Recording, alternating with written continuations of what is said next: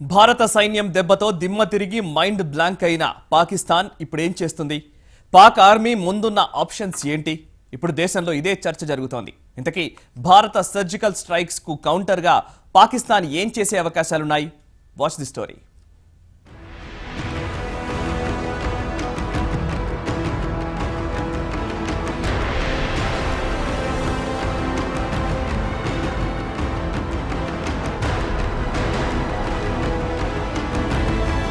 పాక్ ఆక్రమిత కాశ్మీర్లోని ఉగ్రవాద శిబిరాలపై భారత్ సర్జికల్ స్ట్రైక్స్ ను జరిపిన తరువాత ఇరు దేశాల సరిహద్దుల్లో టెన్షన్ వాతావరణం నెలకొంది. పాకిస్తాన్ ప్రతీకార దాడులకు దిగే అవకాశం ఉందని రక్షణ విశ్లేషకులు చెబుతున్నారు. దీంతో భారత్ కూడా అప్రమత్తమైంది.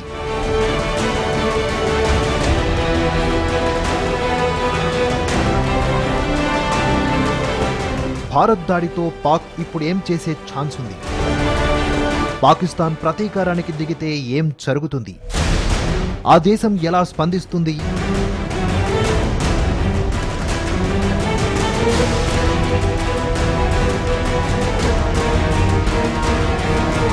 భారత్లో దాడులు చేయాలని ఉగ్రవాదులను ప్రోత్సహించవచ్చని కొంతమంది విశ్లేషకుల అభిప్రాయం. ఇది పాక్కు తేలికైన విధానం.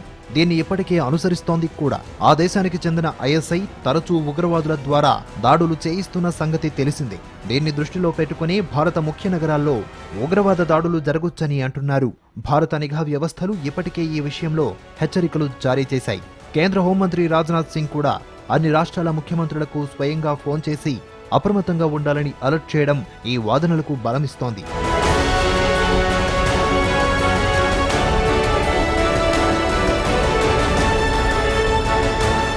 ఇక పాక్ ముందు ఉన్న రెండో ఆప్షన్ అసలు తమ దేశంలో దాడులే జరగలేదని బుకాయించి తప్పించుకోవడం. పాక్కు అబద్ధాలు ఆడడం కొత్త కాదు. అది ఈ విషయంలో ఆరితేరింది. బుకాయించడం ఆ దేశానికి వెన్నతో పెట్టిన విద్య.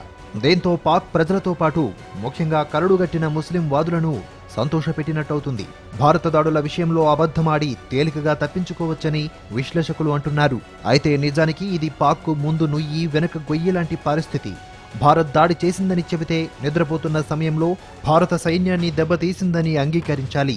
ఉరీ దాడుల అనంతరం భారత్ ప్రతీకారం తీర్చుకోవచ్చని పరిస్థితి చేజారకుండా చూడాలని అమెరికా, చైనాలు ఇప్పటికే పాక్కు గట్టిగా చెప్పినట్లు తెలుస్తోంది కూడా.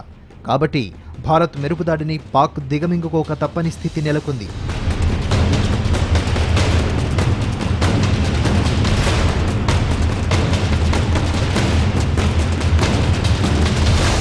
అటు పాక్కు ముందున్న మూడో ఆప్షన్ భారత్పై సైనిక చర్యకు దిగటం. అధికారికంగా లేదా అనధికారికంగా భారత్పై సైనిక చర్యకు దిగొచ్చుననే వాదనలు కూడా వినిపిస్తున్నాయి. ఈ విషయంలో దౌత్యపరమైన విధానాలకు కూడా పాక్ ఎన్నడూ ప్రాధాన్యమివ్వలేదు. కార్గిల్ యుద్ధమే దీనికి నిదర్శనం. పౌర దుస్తుల్లో వెళ్లి కార్గిల్ను ఆక్రమించుకోవాలని అప్పటి పాక్ అధ్యక్షుడు ముషారఫ్ సైన్యాన్ని ఆదేశించారు. వీరందరినీ భారత్ సైన్యం, వాయుసేన మట్టుపెట్టినా దాడిని తామే ఆరంభించినట్లు పాక్ ఎన్నడూ అధికారికంగా ప్రకటించలేదు. ఒకవేళ ఇప్పుడు సైనిక చర్యకు దిగితే సమర్థించుకునే అవకాశము ఉండకపోవచ్చు. ఎందుకంటే భారత్ దాడి చేసింది పాక్ ఆక్రమిత కశ్మీర్లో. దీనిపై తమకే హక్కులున్నాయని భారత్ ప్రకటించుకుంటోంది. అందువల్ల అధికారికంగా యుద్ధానికి దిగితే ప్రపంచ దేశాలు పాక్కు వ్యతిరేకంగా మారొచ్చు.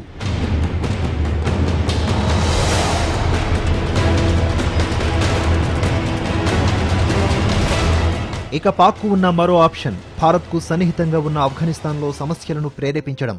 ఆఫ్ఘన్లో ప్రభుత్వం అంత బలంగా లేదు. తాలిబాన్ల వంటి ప్రభుత్వ వ్యతిరేకులంతా ఉగ్రవాదాన్ని ఎగదోస్తున్నవారే.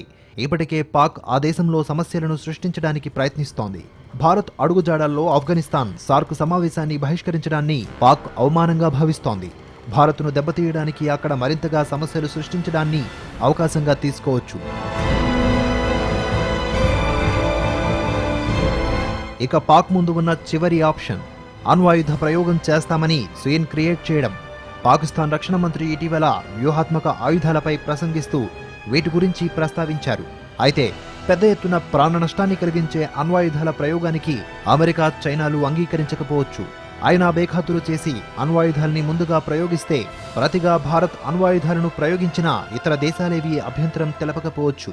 అప్పుడు పాక్ కనీవిని ఎరగని నష్టాన్ని చవిచూడక తప్పదు. ఎందుకంటే అతి తక్కువ సమయంలోనే పాక్లోని అన్ని ప్రాంతాలపై అణ్వాయుధాలు ప్రయోగించగల క్షిపణి వ్యవస్థ, యుద్ధ విమానాలు, జలాంతర్గాములు భారత్ వద్ద ఉన్నాయి.